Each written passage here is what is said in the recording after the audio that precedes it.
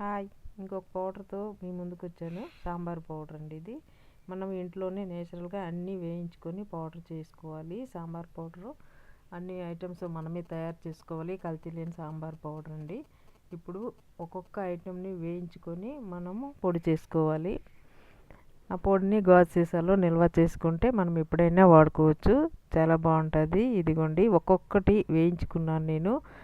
బియ్యము, జీలకర్ర, మెంతులు, కందిపప్పు, మిరియాలు, శనగపప్పులు,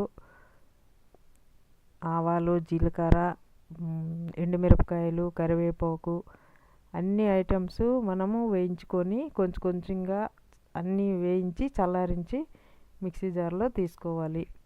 మిక్సీ జార్లో మిక్సీ పట్టుకొని మెత్తగా పొడి చేసుకోవాలి. అందులో కొంచెం ఇంగువ కూడా వేయాలి.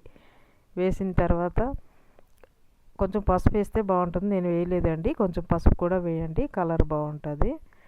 తర్వాత అంతా గాజు సీసాలో నిల్వ పెట్టుకోవాలి. గాజు సీసా అయితే బాగుంటుంది, వేరేదైతే అంత ఉండదు. కాకపోతే బాగా చల్లారించాలండి. పొడి వేడిగా ఉన్నప్పుడు వేయొద్దు. చల్లారిన తర్వాత గాజు సీసాలో పెట్టి నిల్వ ఉంచుకోవాలి. మనకి ఎప్పుడు అవసరం ఉంటే అప్పుడు 1 స్పూను 2 స్పూన్లు మన పప్పు ఎంత పెడతామో దానికి చూసి పెట్టుకోవాలి. ఇప్పుడు అది సాంబారు పొడి, ఇది పసుపు పొడి, ఇవన్నీ నేను గాజు సీసాలోనే ఎత్తి అన్నీ నిల్వ చేసుకున్నాను. చూడండి, మీరు కూడా